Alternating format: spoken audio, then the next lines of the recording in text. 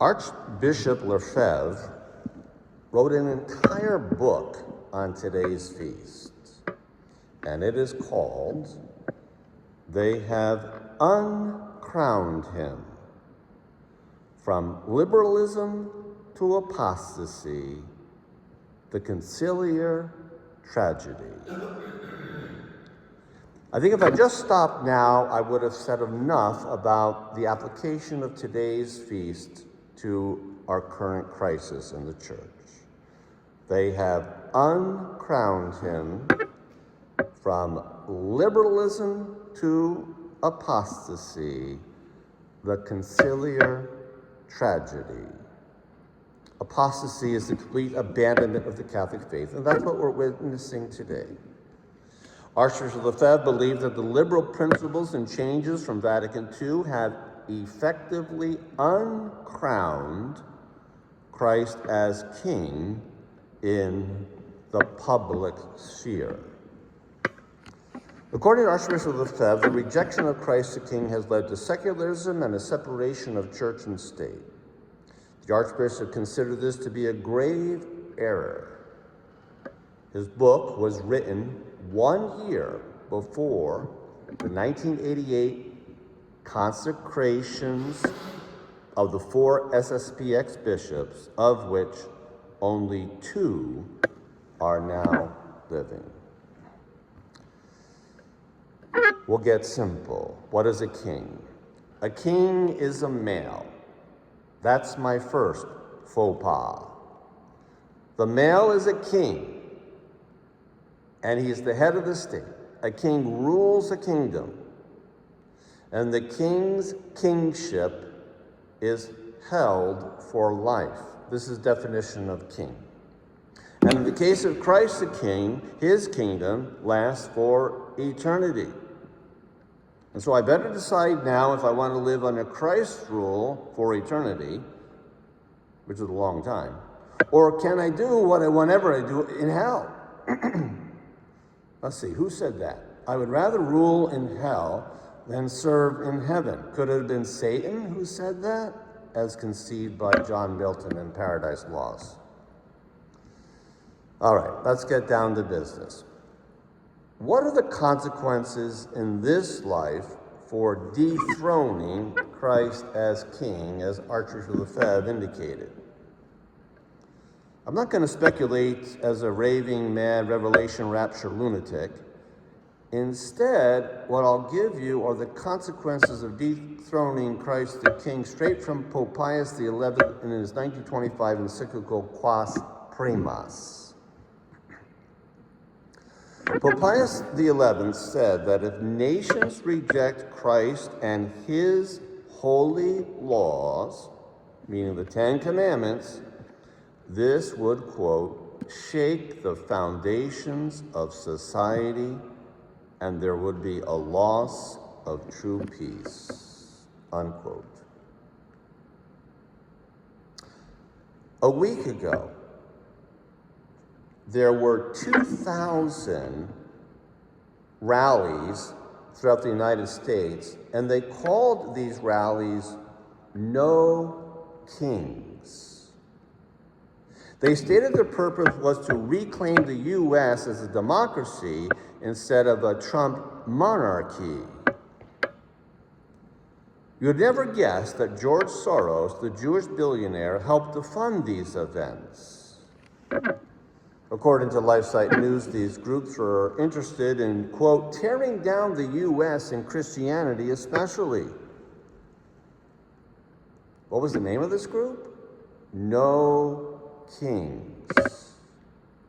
These rallies bring to mind what the crowd said before Pilate 2,000 years ago. The crowd shouted, "We have no king but Caesar." When we reject Christ as king, the state becomes king instead, and communism is the result. What is the name of today's feast? It's Christ the King. Do you think what Pope Pius XI said in 1925 has come true? He said, without Christ as king, the basis for authority, law, and order become insecure, unquote. President Donald Trump has sent the National Guard over the last few months into several major U.S. cities in order to restore law and order. Are we witnessing the fulfillment of the words of Pope Pius XII when Christ is dethroned? Now, who would want to dethrone Christ as king? Do you think it could be the same group of people that George Soros is claimed to belong to? For the past 300 years, Freemasonry has had as its main goal to wipe out monarchies off the face of the earth. The most difficult of all monarchies to eliminate was the papacy.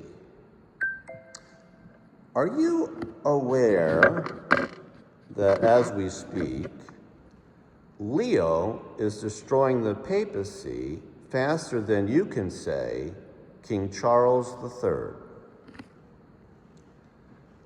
Leo XIV has designated this schismatic and heretical head of the Church of England as a, quote, royal confrater.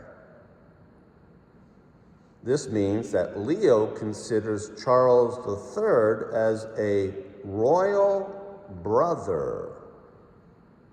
This means that Leo believes the head of the Church of England is his equal, his brother. According to Leo, the Pope is no longer a monarch, he is no longer a king. Leo now shares his dignity with another ruler. This act by Leo is the symbolic destruction of the Catholic dogma on the papacy as defined by the infallible Ecumenical Council Vatican I in 1870. They have uncrowned him from liberalism to apostasy, the conciliar tragedy. Recently, the number 2 bishop of Italy preached at a very public occasion that we have to go to the root of the problem. That sounds great, doesn't it? We got to go to the root of, let's get to the root of the problem. And then he said, we have to go back to Sodom and Gomorrah, you see, and then we have to undo the connection between their punishment and sodomy. According to this Italian bishop, Sodomy and Gomorrah were not punished because of sodomy, as the church has believed for the last 4,000 years. No, they were punished because of their inhospitality. In Leo's church, we now bless sodomy. All this makes sense once you reject Christ as king, as Pope Pius XI prophesied.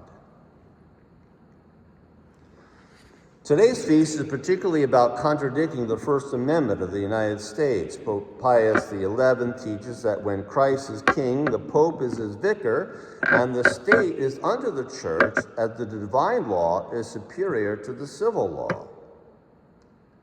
But nation states will never become Catholic again until we do. Is Christ the King in your life? Do you know the rules of his kingdom by knowing the Baltimore 3 Catechism forwards and backwards? Do you try on a daily basis to live out the Catholic faith? Do you employ Christ's armies to fight against the enemies of Christ the King? You know, praying to St. Michael the Archangel and his heavenly hosts. There's a war going on. It's an attack on the kingship of Christ. It's a war between Christ the King and the Antichrist. The Antichrist is the ruler of this world. If you are not fighting for Christ the King on a daily basis, you might have already raised the white flag, which will soon be turned into a red flag. And even red flags get burnt down under. St. Jane de Chantal said, "In prayer, one must hold fast and never let go, because the one who gives up loses all." The one who gives up loses all. There's a war going on. If we want Christ the King's reign of justice and peace for our country, for our land, for our families, we need to make sure that Christ is King first and foremost in our own Catholic lives. Viva Cristo Rey.